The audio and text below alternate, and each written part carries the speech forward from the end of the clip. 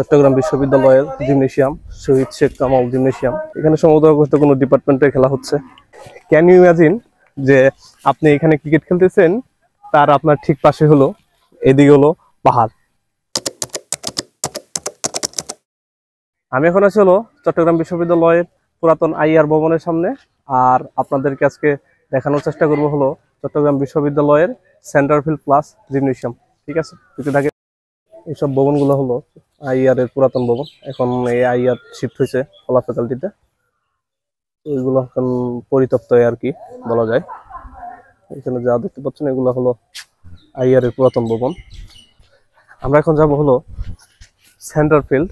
আর centre ফিল্ডটা আপনাদেরকে দেখানোর চেষ্টা করব। আইআর এর ক্যান্টিন এখন সম্পূর্ণ পরিত্যক্ত। আর আইআর এর এখান থেকে সেন্টার ফিল্ডটা